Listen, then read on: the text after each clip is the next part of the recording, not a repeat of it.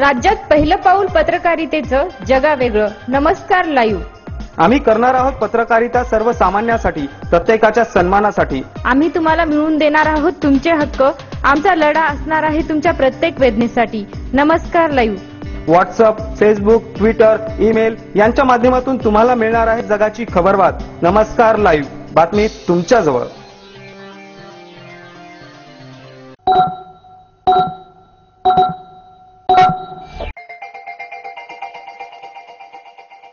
Good evening. मी सुदेशना धुतमल. आपण ऐकत आहात नमस्कार लाईव्हचं सायंकाळचं बातमीपत्र.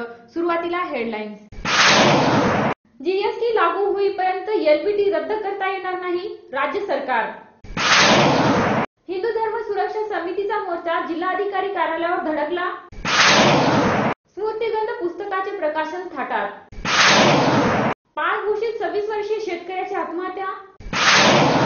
देगलूर तालुक्यातील होहड येथील हेमनपंथी मंदिरासाठी मंजूर झालेला 3 कोटीचा निधी परत जाण्याचे संकेत. जिल्ह्यात दुष्काळी झळांना सुरुवात. जनावरांच्या चाऱ्या पाण्याचा प्रश्न ऐरणीवर. बिलोलीत रमाई घरकुल योजनेचा धनादेश वाटप. आता बातमीपत्र विस्ताराने. केंद्र सरकार जोपर्यंत जीएसटी म्हणजे वस्तू आणि सेवा कर कायदा लागू करत नाही तोपर्यंत एलबीटी रद्द करता येत नाही असं म्हणून राज्यानं केंद्राच्या कोर्टात चेंडू टोलावला आहे. विशेष म्हणजे भाजपाने आपल्या दृष्टीपत्रात सत्तेत असल्यास एलबीटी रद्द करू अशी घोषणाही केली होती. त्यामुळे एलबीटी बाबत आग्रही भूमिका धरणाऱ्या भाजपाने आता आपली भूमिका काहीशी लवचिक केल्याचं दिसतंय. राज्यात जीएसटी लागू होईपर्यंत एलबीटी रद्द करता येणार नाही, तर याबाबत व्यापारी संघटनांना विश्वासात घ्यायचा प्रयत्न करत असल्याचंही फडणवीस म्हणाले आहेत. आज संघटनांच्या प्रतिनिधीसोबत बैठक घेणार आहेत. आज सायंकाळी 4 वाजता मुख्यमंत्री देवेंद्र फडणवीस व्यापारी संघटनेच्या प्रतिनिधीसोबत बैठक घेणार आहेत. राज्याची सध्याची आर्थिक स्थिती दुर्लक्षून चालणार नाही अशी भूमिका राज्य सरकारनं घेतली आहे. एलबीटी आणि जकात कर रद्द करण्यामागच्या तांत्रिक अडचणी आहेत. त्याबाबतची माहिती आज बैठकीत व्यापारी संघटनांना देणार असल्याचं अर्थमंत्री सुधीर मुनगंटीवार यांनी सांगितलं आहे. एमआयएम पक्षाचे प्रमुख असदुद्दीन ओवैसी व त्यांचे भाऊ अकबरुद्दीन ओवैसी हे नेहमीच मुस्लिम वासियांचे मजबूत संघटन निर्माण करण्यासाठी आपल्या वाचेचा गैरवापर करून भडकाऊ भाषण करीत हिंदू देवदेवतांना, शंकराचार्य, गोमाता यांच्याबद्दल अशोभनीय वक्तव्य करून धार्मिक भावना भडकवण्याचे काम करीत आहेत. त्याचा निषेध करून या एमआयएम पक्षावर बंदी घालण्याच्या मागणीसाठी हिंदू धर्म सुरक्षा समितीच्या वतीने एमआयएमच्या विरोधात विशाल मोर्चा काढला. या मोर्चामध्ये हजारोच्या संख्येने हिंदू बांधव सहभागी होते. हा मोर्चा महावीर चौक ते जिल्हाधिकारी कार्यालयापर्यंत काढण्यात आला होता. यावेळी व्यापाऱ्यांनी सुद्धा बाजारपेठ बंद ठेवून निषेध केला.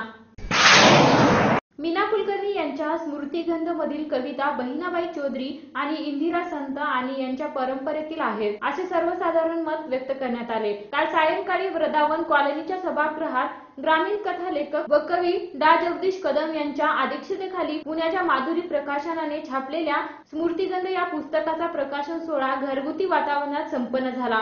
यावेळी सर्व प्रमुख वक्त्यांनी हा अभिप्राय दिला.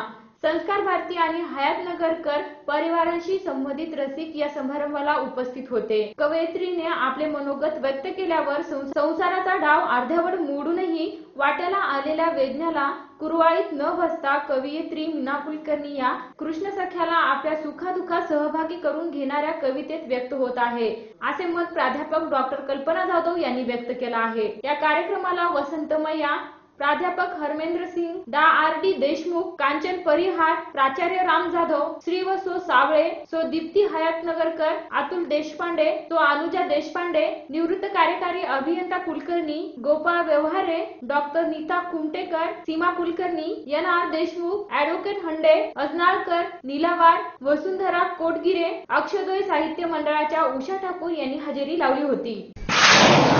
वेळ झाली छोट्याशा विश्रांतीची. तुम्ही ऐकत राहा नमस्कार लाईव्हचं बातमीपत्र.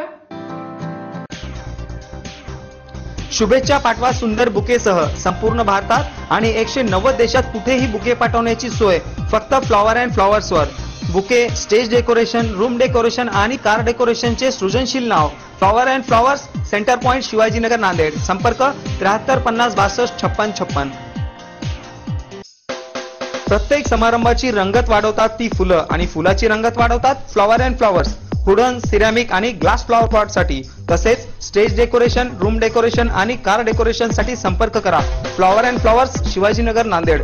संपर्क 7350 62 56 56. विश्रांतीनंतर पुन्हा एकदा आपलं स्वागत. कंधार तालुक्यातील पानघोशी येथील एका शेतकऱ्याने नापिकीला कंटाळून आत्महत्या केल्याची घटना मंगळवारी घडली. पानघोशी येथील शेतकरी संतोष रामराव नाईकवाडे वय वर्ष 26 असून गेल्या काही दिवसांपासून बेचैन अवस्थेत होता. या वर्षी शेतीत नापिकी झाल्याने कंटाळून त्याने शेतातील लिंबाच्या झाडाला गळफास घेऊन आत्महत्या केली. या संदर्भात मयताचा भाऊ विसांबर रामराव नाईकवाडे यांनी दिलेल्या फिर्यादीवरून लोहा पोलीस स्टेशनमध्ये आकस्मिक मृत्यूची नोंद करण्यात आली आहे. या प्रकरणाचा पुढील तपास पोलीस निरीक्षक मुंडकर हे करीत आहेत, अशी माहिती आमचे कंधारचे वार्ताहर विठ्ठल खत्रे यांनी दिली आहे. देगलूर तालुक्यातील ओहल येथील प्राचीन हेमाडपंथी 13व्या शतकातील उत्तर चाणक्यकालीन अप्रतिम शिल्पकला असलेल्या काळ्या दगडातील मंदिरे, सिद्धेश्वर मंदिर व पार्वती मंदिर या मंदिराच्या कामासाठी केंद्र सरकारच्या वतीने निधी मंजूर करण्यात आला होता. त्यापैकी पार्वती मंदिराचे काम गेल्या 3 वर्षांपासून अपूर्ण आहे. या मंदिराच्या विकासासाठी 3 कोटी रुपये निधी मंजूर झाला होता, परंतु पार्वती मंदिराचे काम 3 वर्षांपासून पूर्ण न झाल्याने तो आलेला 3 कोटी रुपयांचा निधी परत जाण्याची शक्यता आहे. त्यामुळे गावकऱ्यांनी उपोषणाला बसण्याचा इशारा दिला आहे, अशी माहिती आमचे देगलूरचे वार्ताहर संदीप देसाई यांनी दिली आहे. निसर्गाने दिलेल्या दगाफटक्यामुळे आता शेतकऱ्यासह पशुपालन करणाऱ्यांनाही येणाऱ्या काळात जनावरांना जगवण्याचे मोठे आव्हान आहे. अत्यंत कमी झालेल्या पावसामुळे खरीप हंगाम आणि रब्बी हंगाम वाया गेला. त्यामुळे चाऱ्या पाण्याचा आता प्रश्न समोर असून डिसेंबर-जानेवारी महिन्यापासून चारा टंचाई जिल्ह्यात भेडसावणार आहे. 19व्या पशुवर्धन जनगणनेनुसार नांदेड जिल्ह्यात छोट्या मोठ्या जनावरांची संख्या 9,80,550 आहे. त्यामध्ये लहान जनावरे 2,45,929 तर मोठी जनावरे 6,25,737 आहेत. तर नांदेड जिल्ह्यात खरीप हंगामापासून हंगामात 7,51,073 मेट्रिक टन चारा उपलब्ध झाला आहे. नांदेड जिल्ह्यात चारा साठा अतिशय मर्यादित असल्याने जनावरांच्या चाऱ्याचा प्रश्न डिसेंबर ते जानेवारीत भेडसावणार आहे. त्यामुळे संपूर्ण जिल्ह्यात आगामी काळात चाऱ्याची उपलब्धता कशी करायची, चारा छावण्या कशा चालवायच्या हे प्रशासनासमोर एक मोठे आव्हानच असणार आहे. शासनाने गरीब दारिद्र्य रेषेखालील कुटुंबियांना रमाई आंबेडकर घरकुल निर्माण योजना सुरू केली आहे. सर्वेक्षणानंतर बिलोली शहरातून 74 लाभार्थ्यांची निवड करण्यात आली आहे. समाज कल्याण अधिकारी यांच्या शिफारशीनुसार पहिला हप्ता 31 लाभार्थ्यांना प्रत्येकी 25,000 रुपये धनादेश वितरण करण्यात आला. लाभार्थ्यांनी नगरपालिका अभियंत्यांनी दिलेल्या मार्कआउट प्रमाणे घरकुलाचे बेसमेंट उभारावे. पिलरची उभारणी पूर्ण केल्यानंतर 25,000, भिंतीचे बांधकाम स्लॅबपर्यंत केल्यास 50,000 आणि स्लॅब पूर्ण केल्यानंतर 50,000 असे प्रत्येक लाभार्थ्यांना 1.5 लाखाचा हप्ता दिला जाईल. बिलोली नगरपालिकेच्या वतीने रमाई घरकुल योजनेच्या लाभार्थी कुटुंबियांना धनादेश वाटप करण्यात आला. कार्यक्रमाच्या अध्यक्षस्थानी नगराध्यक्ष अब्दुल बाकी अब्दुल बशीर होते, तर प्रमुख अतिथी नगरपालिकेचे मुख्य कार्यकारी अधिकारी GM इरलोड हे होते. उपाध्यक्ष खंडू खंडेराय, अभियंता नागनाथ देशमुख, नगरसेवक प्रकाश पावडे, भीमराव जेठे, प्रतिभा तुडमे, आम्रपाली पावडे, माजी नगराध्यक्षा श्रीमती जमनाबाई खंडेराय हे उपस्थित होते, अशी माहिती आमचे बिलोलीचे वार्ताहर कुरेशी यांनी दिली आहे. शेवटी पुन्हा हेडलाईन्स. GST लागू होईपर्यंत LBT रद्द करता येणार नाही, राज्य सरकार. हिंदू धर्म सुरक्षा समितीचा मोर्चा जिल्हाधिकारी कार्यालयावर धडकला. स्मृतिगंध पुस्तकाचे प्रकाशन थाटात. पानघोशीत 26 वर्षीय शेतकऱ्याची आत्महत्या. देगलूर तालुक्यातील ओहळ येथील हेमाडपंथी मंदिरासाठी मंजूर झालेला 3 कोटीचा निधी परत जाण्याचे संकेत. जिल्ह्यात दुष्काळी झळांना सुरुवात, जनावरांच्या चाऱ्या पाण्याचा प्रश्न ऐरणीवर. बिलोलीत रमाई घरकुल योजनेचा धनादेश वाटप. आणि याचबरोबर नमस्कार लाईव्हचे हे बातमीपत्र संपलं. पुन्हा भेटूया सकाळच्या बातमीपत्रात. तोपर्यंत नमस्कार. जग आता जवळ आले. जवळ म्हणजे किती? अगदी तुमच्या मुठ्ठीमध्ये. तुम्हाला माहित नसतं की तुमच्या आजूबाजूला घडते काय, पण मी सुदेशना धुतमल सांगणार आहे तुम्हाला आजूबाजूच्या ताज्या घडामोडी. आमची पत्रकारिता असणार आहे समाजातील भोंदूगिरी पोखरून काढणारी.